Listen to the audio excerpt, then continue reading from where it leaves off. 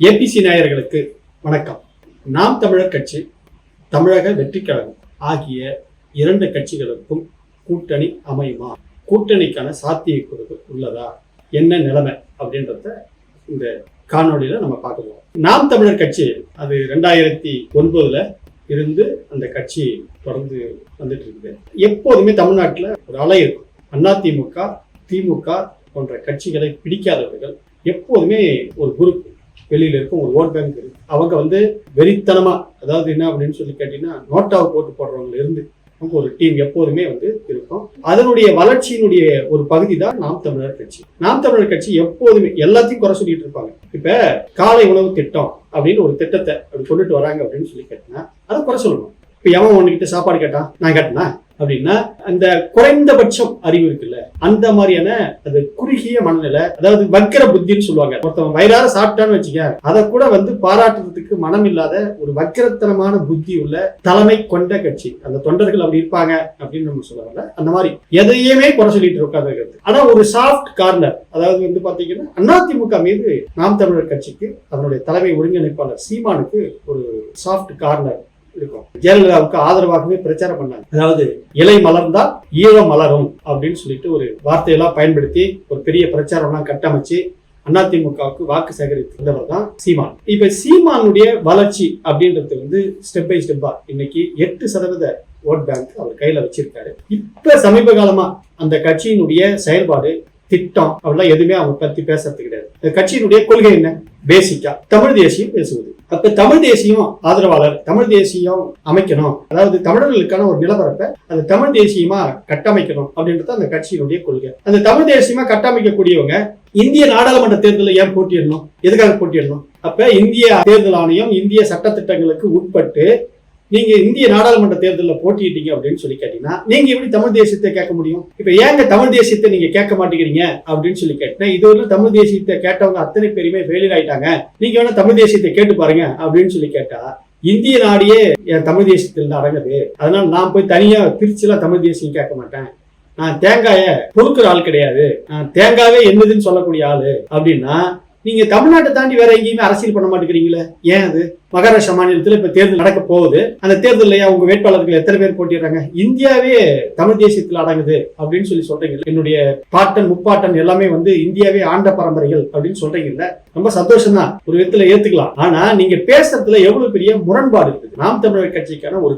தெளிவான கொள்கை வரையறை எதுவுமே கிடையாது. அதாவது அவங்க பேசுறது இன்னார் தெலுங்கர், ஒரு சாதி வாரியா மக்களை தனித்தனியா பிரிச்சு பந்தாடிட்டார், வக்கர புத்தியோட நடந்துட்டார். இவங்க தெலுங்கர், இவங்க அருந்ததியர், இவங்க இந்த கம்யூனிட்டி, இவங்க தமிழர்கள் கிடையாது அப்படின்னு சொல்லிட்டு எல்லாத்துக்கும் அவங்களுடைய பிறப்புகள் அத்தனையுமே எடை போட்டு தனியா பிரிக்க ஆரம்பிச்சிட்டாரு. ஒரு பிரிவினை அரசியல்வாதியா அவர் மாறிட்டார். அதனால அவருக்கான ஒரு கொள்கையே கிடையாது, அந்த கட்சிக்கு ஒரு கொள்கை கிடையாது. நாயுடுகள்லாம் தெலுங்கர் அப்படின்னு சொல்லி சொன்னாரு. ஓகே, அப்ப அவர் கல்யாணம் பண்ணி இருக்கக்கூடிய மனைவி யாரு? அவங்க நாயுடு தானே, அந்த அம்மா ஒரு நாயுடு பொண்ணு. அப்படி இருக்கும்போது அவர் எப்படி தெலுங்கர் இந்த வந்தேரிகள் அப்படின்னு எப்படி ஒரு வாதத்தை இருப்பாரு? அப்ப வந்தேரி வீட்டுல நீ மட்டும் பொண்ணு கட்டிக்கலாம், நீ மட்டும் வந்தேரி பொண்ணை கல்யாணம் பண்ணிக்கலாம், மற்றவங்க எல்லாம் வந்தேரிகள். சொல்றது ஒண்ணு, செய்யறது ஒண்ணு, டோட்டல் முரண்பாடுகளின் மொத்த உருவம்.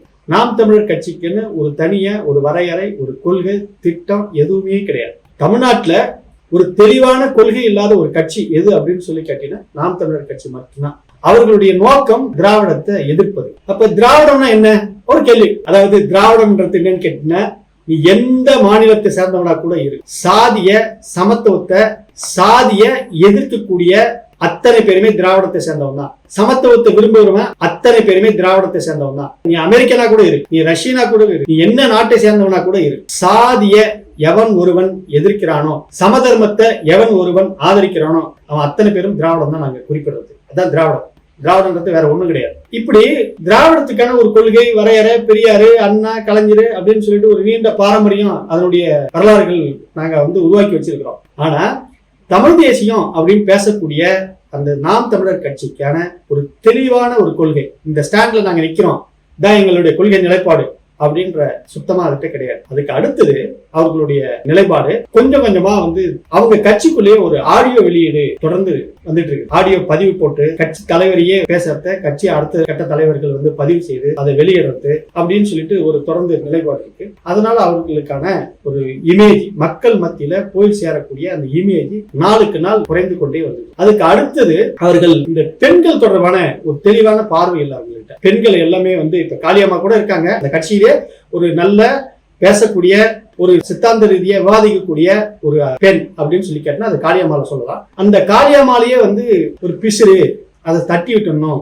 அப்படின்ற மாதிரி அவர் பேசியிருக்காரு. பெண்கள் கிட்ட அந்த கட்சி தலைவருக்கா இருக்கட்டும், அதுக்கு அடுத்தது இளைஞர் பாசறையில் இருக்கக்கூடிய தம்பி இனுபாவனம் கார்த்திகா இருக்கட்டும், இவங்க எல்லாருக்குமே பெண்கள் மத்தியில ஒரு நல்ல பார்வை இல்லை. பெண்களை ஒரு அதாவது வக்ர புத்தியோட பாக்குற பார்வை தான் அவங்க வச்சிருக்காங்க. அதனால தொடர்ந்து அது சீமானிட்டு இருந்து அந்த கட்சியில இருக்கிறவங்க எல்லாருக்கிட்டையுமே இருக்கு. இது மூன்றாவது. அதுக்கு அடுத்தது அந்த கட்சியில முழுக்க முழுக்க சாதி ஆதிக்கம் தான் அந்த தலை தூக்கி இருக்கு. கிட்டத்தட்ட சாதி வெறிய பேசக்கூடிய சாதிய தன்மையோடு நடந்தக்கூடிய அந்த நபர்கள் தான் வெளியில தெரியாது. சாதியான சாதி போர்வையை அவங்க போத்திட்டு இருப்பாங்க. அதனாலதான் அவங்க திராவிடத்தை எதிர்க்கிறாங்க. அப்ப அந்த சாதி போர்வையோட சாதி வன்மத்தோட நடந்தக்கூடிய நபர்கள் எல்லாமே அது சாதி ஆதரவாளர்களுக்கான ஒரு இருப்பிடமாக அந்த கட்சி மாறிட்டு வந்தது. சோ இந்த காரணங்களினுடைய அடிப்படையில நாம் தமிழர் கட்சியினுடைய செல்வாக்கு என்பது இனிமே குறைமை ஒழிய ஒரே 1% கூட இனிமே கூடுவதற்கான வாய்ப்புகள் கிடையாது. இது நாம் தமிழர் கட்சியினுடைய நிலைப்பாடு. இப்ப இந்த நிலைப்பாட்டுல இப்படியே காலம் முழுக்கம் இப்படியே போயிட்டு இருந்தோம்னா இந்த கட்சியில நம்ம உழைச்சி என்ன ஒரு நல்ல பதவிக்கு வர முடியாது, நல்ல பொறுப்புக்கு வர முடியாது,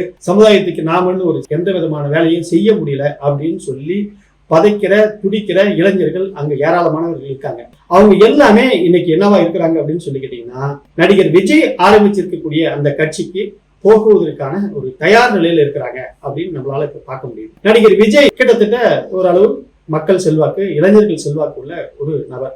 இப்ப அவர் கட்சி அதிகாரப்பூர்வமா அறிவிச்சிட்டாரு, கட்சி பேர அறிவிச்சிட்டாரு, கட்சி கொள்கைகளை மாநாட்டுல அறிவிக்க போறாரு. இந்த நிலையில கடந்த ஒரு 2-3 நாட்களுக்கு முன்பு நான் தனித்து தான் போட்டியிட போறேன் அப்படின்னு சொல்லிட்டு சீமான் சொல்லியிருக்காரு. அப்படின்னா நான் என் தம்பியோட கூட்டணி வைப்பேன், நானும் என் தம்பியும் 50-50 அப்படின்லாம் பேசிட்டு இருந்தவர் தனியா ஈசிஆர் ரோட்ல தனியா கார்ல பயணம் பண்ணோம். அந்த கார்ல நாங்க 2 பேரும் போகும்போது பேசிட்டு போனோம். கூட்டணியாக போக அது உறுதியாகி போயிடுச்சு அப்படின்லாம் பேசிட்டு இருந்த சீமான் அவர்கள் தற்போது நான் தனித்து நிற்க போறேன், 60 தொகுதியில நான் வேட்பாளர் ஆல்ரெடி போட்டுட்டேன், இனிமே வந்து இன்னும் மீதி இருக்கிற தொகுதி தான் போடணும், பத்திரிகையாளர்களை நீங்க வாங்க, நீங்க வந்தீங்கன்னா உங்களுக்கு ஒரு தொகுதி கொடுக்குறேன் அப்படின்னு சொல்லி ஒரு பேச ஆரம்பிச்சிட்டாரு. ஆக நாம் தமிழர் கட்சியும் தமிழக வெற்றி கழகத்துக்கும் கூட்டணி கிடையாது அப்படின்ற நிலைப்பாடு வந்துருச்சு. விஜய் வந்து என்ன பண்ணிட்டாரு அப்படின்னு சொல்லி கேட்டா, இல்ல அவர் தனியாவே களம் இறங்கி ஆட்சி பிடிக்கணும்னு நினைச்சுக்கிட்டு அவர் கட்சி ஆரம்பிச்சிருக்காரு. அவர்கிட்ட இருக்கக்கூடிய இளைஞர்களை வச்சு நான் தனியாவே ஆட்சி பிடிப்பேன் அப்படின்றாரு. இதுல வந்து இவரு போய் நின்றுட்டு இவரை பத்தியான வன்மம் நாளுக்கு நாள் வெளியில வந்துகிட்டே இருக்கு, கதையா வந்துட்டு இருக்கு. பெங்களூர்ல இருக்கக்கூடிய விஜயலட்சுமி அந்த அம்மா வந்து 10 நாளைக்கு ஒரு முறை ஒரு வீடியோ போட்டு காலி பண்ணிட்டு உட்கார்ந்து இருக்குது. இந்த நிலையில நாம் தமிழர் கட்சிய விஜய் எப்படி கூட்டணி வச்சுக்குவாரு? அதுக்கான வாய்ப்பு இல்ல. நாம் தமிழர் கட்சிக்கும் விஜய்க்கும் இருக்கக்கூடிய கூட்டணி முடிந்து விட்டது அப்படின்னு அதை எடுத்துக்கணும். இந்த நிலையில விஜய் ஆரம்பித்திருக்கக்கூடிய அந்த கட்சியில அரசியல் பார்வை கொண்ட ஒரு தெளிவான தீர்க்கமான சித்தாந்த ரீதியா முடிவெடுக்கக்கூடிய நபர்கள் மாவட்ட ரீதியா அந்த கட்சியில ஆட்கள் குறைவு. அவர்கள் எல்லாமே ரசிகர்கள். விஜய்கிட்ட இருக்கக்கூடிய எல்லாமே விஜயினுடைய ரசிகர்கள். அவர்களுக்கு அரசியல் எதுவும் தெரியாது. ஏதாவது புத்தகம் படிச்சிருப்பாங்க, நல்லது கெட்டது பண்ணிருப்பாங்க அப்படின்னு சொல்லி கேட்டா அவங்களுக்கு ஒன்றும் தெரியாது. இந்த இடத்தை ஃபில்லப் பண்றதுக்கு நாம் தமிழர் கட்சியில இருக்கக்கூடிய சில அறிவுஜீவிகள், சில நபர்கள் அநேகமா விஜய் ஆரம்பித்திருக்கக்கூடிய தமிழக வெற்றி கழகத்துக்கு தாவுவதற்கான வாய்ப்புகள் அதிகம் அப்படின்னு தகவல்கள் வெளிவந்துச்சு. ஏன்னா அங்க வந்து வேக்கண்டா இருக்குது. எதுக்கு வேக்கண்டா இருக்கு? தலைமை பண்புக்கு வேக்கண்டா இருக்கு. தலைமை பண்புக்கு வேக்கண்ட் அப்படின்னு சொல்லி கேட்டீங்கன்னா என்ன? மாவட்ட தலைவர். இப்ப இருக்கிற மாவட்ட தலைவர் எல்லாம் சரி இல்லையா அப்படின்னு இல்ல, அவர்கள் எல்லாமே ரசிகர்கள். அவர்கள் கிட்ட இருக்கக்கூடிய நபர்களை வேட்பாளர்களை நிறுத்தினாலோ அது பெருசா வந்து ஓட் பேங்கா அறுவடை பண்ண முடியாது. ஆனா ஒரு அறிவார்ந்த பேச்சையும் அறிவார்ந்த சிந்தனையும் இருக்கக்கூடிய இளைஞர்கள் அந்த கட்சிக்கு தேவைப்படுறாங்க. நாம் தமிழர் கட்சியில இருக்கக்கூடிய ஒரு சில நபர்கள் அந்த கட்சியில இப்ப தூது விட்டுட்டு இருக்காங்க அப்படின்னு தகவல் வெளிவந்துருக்கு. பெரும்பான்மையான இளைஞர்கள் அங்க போயிடுவாங்க அப்படின்ற மாதிரி வந்து தகவல் வெளிவந்துருக்கு. சீமானும் விஜயும் ஒன்று இணையவில்லை என்றால் சீமானுடைய கட்சியில் இருக்கக்கூடிய தொண்டர்களே, பெரும்பான்மையான தொண்டர்கள் விஜய் கட்சியில இணைஞ்சிருவாங்க. இதுல மாற்று கருத்தே கிடையாது. அப்ப சீமானுடைய நிலை என்ன ஆகும் அப்படின்னு சொல்லி கேட்டா, ஒரே ஒரு தேர்தல் 2026 சட்டமன்ற தேர்தல்ல சீமானுடைய வாக்கு சதவீதம் 8% 5%, 4%, 6% மாறி போச்சுன்னா சீமானுடைய கதை கந்தல் சோழி முடிஞ்சு போச்சு. அவ்வளவுதான் சீமான். அப்ப சீமானுக்காகவே சீமானுடைய அரசியல் அழிவு, அரசியல் முடிவு, அரசியல் முடிவுரை தமிழக வெற்றி கழகம் தான் எழுத போகுது. தமிழக வெற்றி கழகம் சீமானிட்டு இருக்கக்கூடிய ஆட்கள் எல்லாமே, தொண்டர்கள் எல்லாமே தமிழக வெற்றி கழகத்துல கரைஞ்சிட்டு போறாங்க. இதுதான் நடக்க போகுது. இதுதான் சூழ்நிலை. இங்க இருக்கக்கூடிய இளைஞர்கள் காத்துட்டு இருக்காங்க. தமிழக வெற்றி கழக மாநாடு முடிஞ்ச பின்னாடி சீமானுடைய நாம் தமிழர் கட்சியை சேர்ந்த தொண்டர்கள் எல்லாம் தமிழக வெற்றி கழகத்தை நோக்கி படையெடுக்க போறார்கள். இதுதான் இப்போது இருக்கக்கூடிய நிலைமை. நன்றி, வணக்கம்.